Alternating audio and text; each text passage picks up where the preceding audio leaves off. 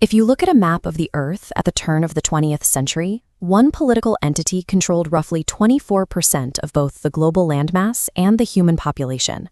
300 years earlier, England was a geographically small, relatively poor island, completely overshadowed by the massive land armies of Spain, France, and the Ottoman Empire.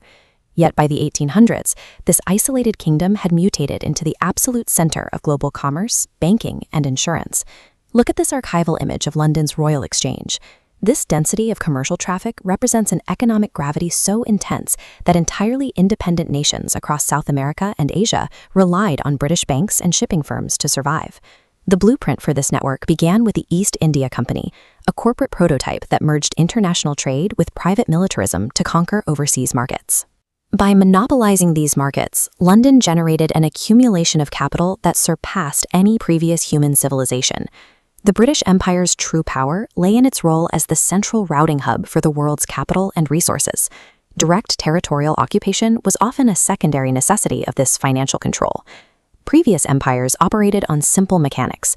The Romans built their wealth through contiguous land conquest and direct taxation of conquered subjects. Later, the Spanish Empire relied on the direct, finite extraction of precious metals from the Americas, shipping mountains of silver back to Europe until the mines ran dry. Britain engineered something entirely different, a macroeconomic operating system. This system generated wealth by controlling the continuous movement and processing of global goods. It transformed static resources into high-velocity capital, extracting value through the sheer speed of transformation. So, how exactly did a single island nation build the logistical and technological infrastructure required to process a quarter of the world's total wealth?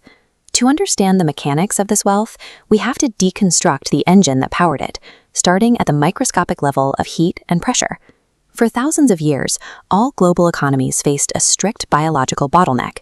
Production speed was permanently capped by the physical limits of human and animal muscle. Britain bypassed this limit by tapping into massive domestic reserves of coal. This image shows the raw physical labor and dark subterranean environment required to extract this highly dense fuel source. In the late 1700s, British engineers combined this massive abundance of coal with a precise, revolutionary technological trigger, the steam engine. This diagram illustrates the thermodynamic shift. Coal combustion generates steam, rapidly driving a mechanical piston. Extreme heat energy is converted into continuous kinetic motion. By translating linear power into rotational energy, a single engine generates the output of hundreds of workers.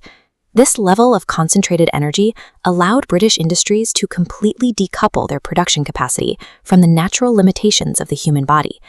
Whoever controlled this exponential new form of energy could outproduce every rival nation on Earth. The biological limits of the past were gone. Isolated steam engines quickly evolved into centralized, massive manufacturing centers, known as the factory system. Automated machinery replaced individual, specialized craftsmen, allowing for the incredibly rapid, standardized production of textiles, steel, and advanced weapons. As you can see in this photograph of a British mill, the scale and density of mechanized looms created an immediate economic advantage. Britain could manufacture highly complex goods faster and at a drastically lower cost than any international competitor. By the mid-1800s, this staggering output earned Britain the title of the workshop of the world. At its absolute peak, British foundries were producing more iron than entire continents combined. This manufacturing speed created a logistical problem. The island rapidly ran out of domestic raw materials to feed its own machines. The factory model had a severe systemic vulnerability. To function, it required an infinite and uninterrupted stream of raw materials. The empire solved this math problem by converting its vast overseas holdings into dedicated resource extraction zones. India became the most critical economic asset, the so-called jewel in the crown, specifically because of its massive agricultural capacity and enormous labor pool. This flowchart models the input-output loop. Britain intentionally dismantled India's native manufacturing base, forcing the subcontinent to exclusively export raw materials, like cotton, directly to Britain. Factories processed those materials, selling the finished, value-added goods back to the captive colonial markets. To accelerate this extraction, the empire built sprawling physical infrastructure across colonized territories. This photograph shows a steam locomotive operating within a colonial Indian railway station, bridging industrial technology with raw resource extraction. Modern historical estimates suggest that over centuries, trillions of dollars in modern equivalent value were siphoned from India to Britain through this closed-loop system. The empire effectively functioned as a massive mechanized pump, drawing raw value from the periphery, processing it at the center, and retaining all the profit. Global trade still faced one final constraint.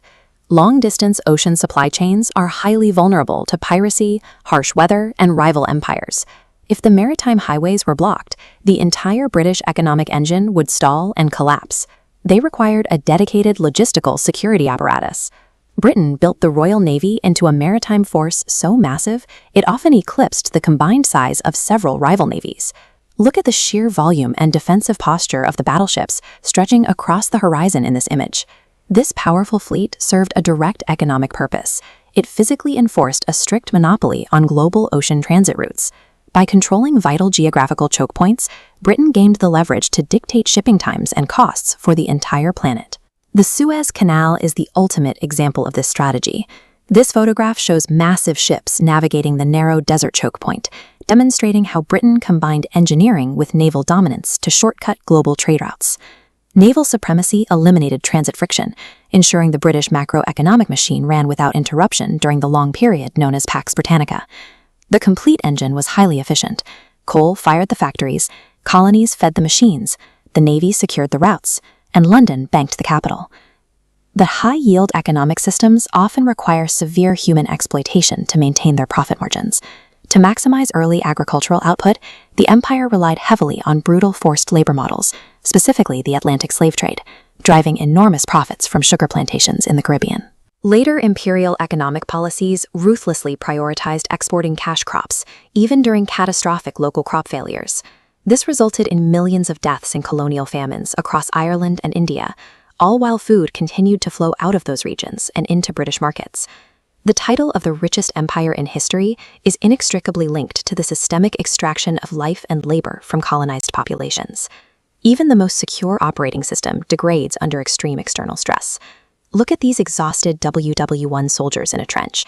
They represent the catastrophic human and financial drain that global conflict inflicted on the empire. The massive debt incurred during 2 world wars financially exhausted London, breaking the core node of the economic loop. Simultaneously, independence movements successfully dismantled the colonial resource nodes. This image of Lord Mountbatten and Indian leaders signifies the administrative severing of Britain's most vital economic asset in 1947. While the physical territories of the empire dissolved, its underlying framework did not disappear.